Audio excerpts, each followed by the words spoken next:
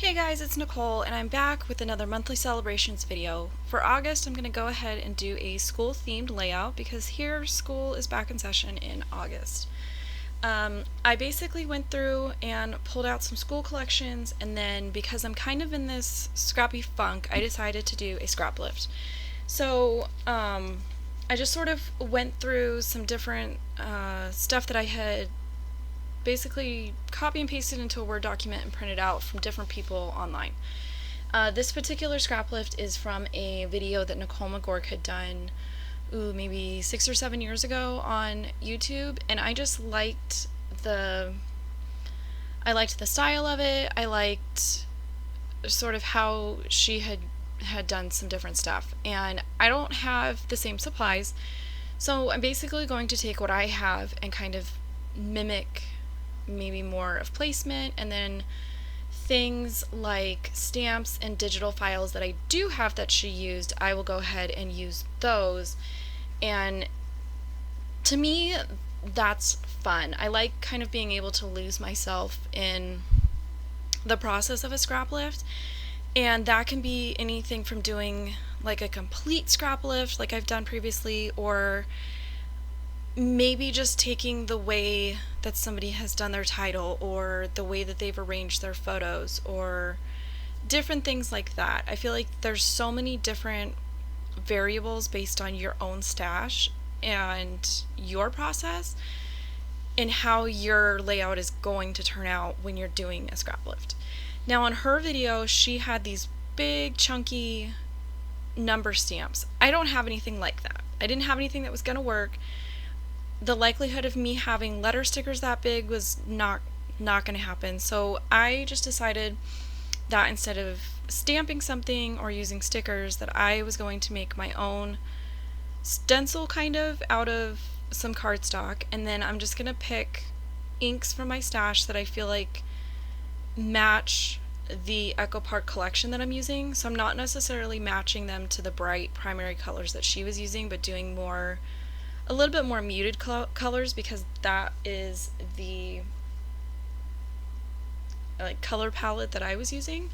So again, I'm just making what I have work and also scraplifting it at the same time. I ended up having to do this twice, but for the sake of filming, you guys are going to see the one that I end up not using.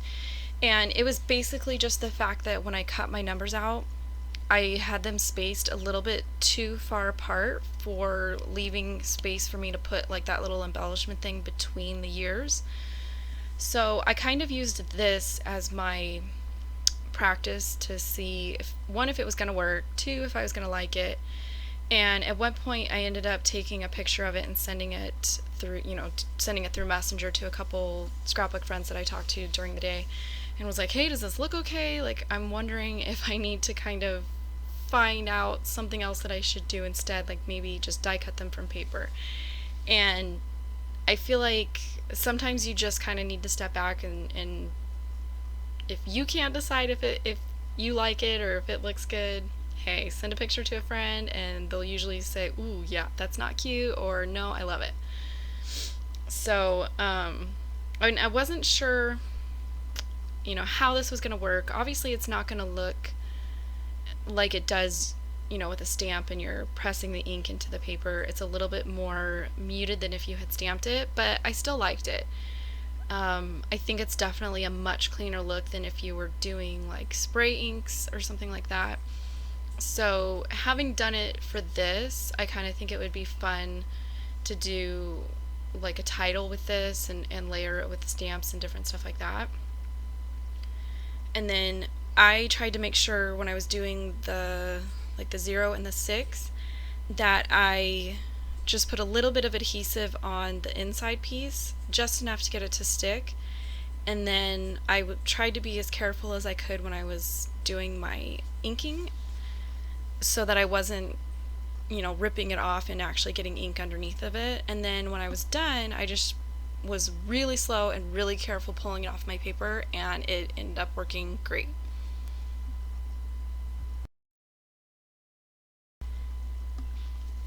So I would basically just encourage you that if if you're doing a scrap lift and you don't have maybe the same tool that somebody's using, or you don't have the same supplies or whatnot, just kind of take a look at your stash and your personal style and sort of techniques that are your go-tos and make those work. Like, sort of blend them together, and then it almost makes the scrap lift more personal and more geared towards your style. At this point, I am laying out my big paper elements, making sure I've got enough room for everything. I used this old Stampin' Up! Notebook border punch, and I'm going to end up redoing it again because you'll see here in a second that I kind of needed a little bit more room on the bottom, and I had just enough room that I could cut off the border that I had punched and just punch a new one. So it's going to sort of shift my numbers up a little bit and give me a little bit more room on the bottom. So I kind of got lucky there. And then I managed to figure out that I had the same stamps that she used, and I decided to just go with what she had already figured out, combination of phrases and different stuff from some Allie Edwards stamps. And I decided to go with that. Otherwise, I feel like sometimes it can take me 20 minutes of sitting there and looking at different stamps and trying to come up with something that not only fits the space and fits the theme of your layout, but also makes sense. So some things about a scrap lift I will sort of keep exact, I guess. And in this instance, it was that stamped phrase. She had some different border stickers and different stuff going across the bottom area of the page. Like I said, I don't have those same papers, and the papers that I was using didn't really have border strips that would have worked, or they were different colors, or maybe they didn't look as childlike as I would have wanted, because this is his kindergarten year, so I wanted to keep it a little bit younger feeling. Here is when I'm doing my stamping. This Hampton Art Stamp Perfect tool is not 12 by 12, but it is big enough that I can shift my paper left and right without hitting the edges, which is kind of nice. I got lucky that when I finally figured out which one I wanted to order and I pulled the trigger, I want to say I ordered it 2 or 3 days before this particular store pulled them from their shelves, due to the whole patent issue with one of the other companies. And I knew going into it that I did not want the pink one, so I kind of took my time to look into some of the other options and what was going on with the patent thing. So I decided on this one, and I've only used it a couple of times, but I actually like it. I kind of like that it's a little bit bigger, especially when I try to incorporate stamps into my layouts, and I feel like a stamping tool that's 12 by 12 would kind of almost just be too big. Like, I don't want to try to find the space for something like that, and I don't know. I feel the one that I got, I think it's about 8 by 8 or maybe 9 by 9, but I like it. So here I'm committing to attaching some stuff. I only put a little bit of adhesive behind this photo. I'm going to end up swapping it out for the one that they took at the beginning of the year. And then I went with, I think I cut a ruler strip off of one of the pattern papers. The cursive writing one was from a Simple Stories pad that you get at like Hobby Lobby.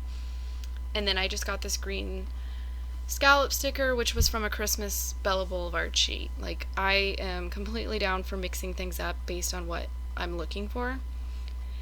And then I had already downloaded the grade school cut files from Carrie Bradford, and they were the same ones that Nicole McGork had used on her layout. So I went ahead and cut those out.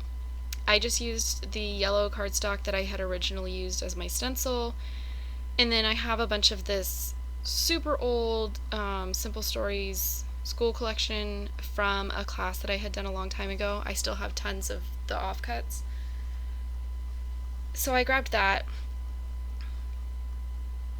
and then I'm gonna kind of make my own little circle star thing like she had done on her layout with cardstock, vellum, and then there wasn't anything on the Echo Park sticker sheet that I felt like would work, so the other collection that I had pulled was a Jelly Bean Soup one, and they include die cuts instead of like icon stickers. So I'm gonna use a star from there and these two little chubby pencils. In her layout, she had this really cute, thin, like #2 pencil, um, which I loved, but I don't know, none of the stickers I had were sort of that size. Everything that they included in the collection was more like circles and borders and stuff like that. So again, I just look at what I have and figure out what would work. Another thing that I probably could have done if I really wanted to is I could have made like my own print and cut through the Silhouette store, like found a pencil image, colored it in, printed it out, and cut it. But like I said, a lot of times I'm gonna make what I have work, unless I have what the person I'm scraplifting had. And then she had done some other stuff on the bottom with like some banners and some phrase stickers. I ended up not doing that. I just used a little sticker of some textbooks like stacked up, and that was, good enough for me. I ended up, I think my video goes through, I didn't finish the embellishment at the top, but basically once my glue dried, I added that little green apple die cut that you can see at the top of the screen, and that was it. Like, I didn't want to go back and film 15 seconds worth of that, so I have still photos for that. But I feel like if you're in a slump and you just can't sort of kick your creative butt into gear, try a scrap lift. Find somebody that you like, whether it's on Instagram or YouTube or a website or a forum, and just kind of make their style work with your stash and your style and see what comes from it. So be sure to check the description box below for a link to Grace's video, her blog post, and I'll post a link to the original video from the old Two Piece channel that I found the inspiration for this layout. And I will catch you guys